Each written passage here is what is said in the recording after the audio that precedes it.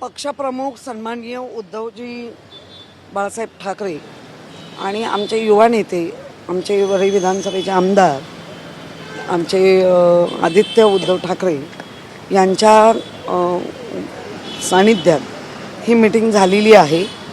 सर्व नगरसेवक ह्यांना आजचा कॉल होता, कारण उद्या मुंबईचा महापौर बसणार आहे. तो कोणत्या पक्षाचा बसतोय वगैरे ते कळलेलं आहे सगळ्यांना, पण आम्ही सांगितलं आहे की मुंबईच्या महापौर बसताना कुठलाही अपशकुन करता कामा नये. आणि आम्ही जे म्हणत होतो की मराठीच हवा, इलेक्शनच्या 2 दिवस आधी, महानगरपालिकेच्या निवडणुकीच्या 2 दिवस आधी भाजपने सांगितलं की मराठी बसणार. ह्याच्या आधी म्हणतोय ते हिंदू. तर हे मात्र मुंबईत सिद्ध झालं की मराठी हा पक्का हिंदू आहे. म्हणजे जे लेबल लागतं ना, म्हणजे ह्यांना सर्टिफिकेट द्यायला ठेवलं आहे की हा हिंदू आहे, हा हिंदू नाही. आणि बाकीच्या तर आता सगळ्या घटना ज्या घडत आहेत, मग त्या देश पातळीच्या वरती असतील, राज्य पातळीवर असतील, तर आम्ही आमच्या महानगरपालिकेच्या अधिनियमाने, महानगरपालिकेच्या मुंबईला काय द्यायचं, मुंबईसाठी काय करायचं, हे जे आम्ही भूतकाळ चांगला करून ठेवलं आहे, भविष्य तर आम्ही चांगलं घडवणारच आहोत. आणि वर्तमान आम्ही जगतोय. त्यामुळे आम्हाला उद्या आमच्या तयारीत, ज्याला आपण म्हणतो ना एक आनंदाचं, कारण एवढा मोठा उत्सव झाला, इथे अंकांचं गणित महत्त्वाचं आहे. त्याच्यामध्ये उद्धव बाळासाहेब ठाकरे, शिवसेना, बाळासाहेबांचे विचार मुंबईत नक्की जिंकलेत.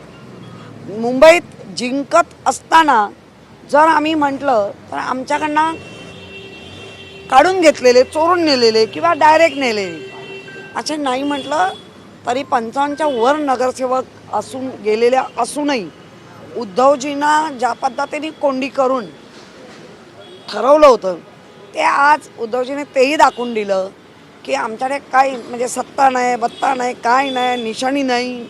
आम्ही आमच्या बाळासाहेबांच्या विचारावर आणि बाळासाहेबांच्या आशीर्वादाने 65 नगरसेवक चांगल्या मताने निवडून आले.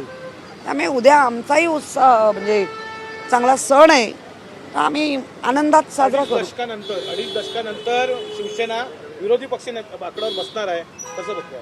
काय नाही, दोन्ही गोष्टी. सत्ताधारी असताना पण आम्हाला 14 पासून विरोधाचीच भूमिका घेऊन चालायला लागत होतं. कधी पहारेकरी होते, कधी काय होते, तेव्हा विरोधासारखंच आम्हाला वागावं लागलं होतं. आता तर ते आहे, तर आम्हीही दाखवू की विरोधक कच्चे नाही.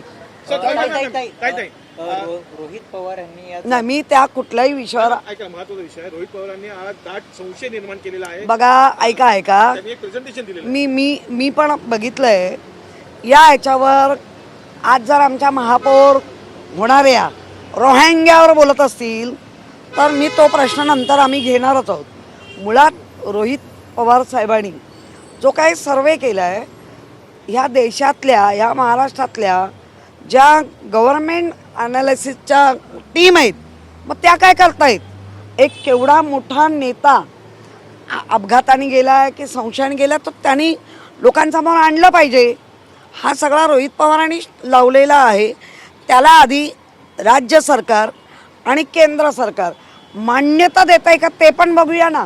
डोंबिवलीमध्ये 12वीसाठी एक विद्यार्थी जात होता आणि मुंब्रा आणि कळवा ह्या रेल्वे ट्रॅक खाली पडून तो मृत्यू झाला, कारण मोठ्या प्रमाणात लोकलमध्ये गर्दी होती. तर मुंब्रा आणि कळवा, तर कळवा पंतप्रधान आणि म्हणजे खरं ते रेल्वे काय आमचा प्रश्न नाही आहे, रेल्वे खासदारांचा आहे. आणि पंतप्रधान आपल्या देशाचे अगदी सक्षम आहेत, तर त्यांनी ह्या गोष्टीकडे लक्ष दिलं पाहिजे.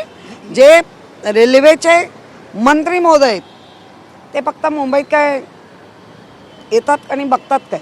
उद्धव ठाकरेंपेक्षा सलमान खानला हिंदुत्व कळलंय, आरएसएसच्या कार्यक्रमात गेले म्हणून नितेश राणेने म्हटलं. नाही, नितेश जे बोलतो ते काय भगवद्गीता घेऊन बोलतो का? काही बोलता काय तुम्ही पण? ते बोलणार म्हणजे खरं आहे का? हा, म्हणजे तुम्ही लंगोट सोडून नाचलं तरी म्हणायचं अरे वा लंगोट आहे वाटतं.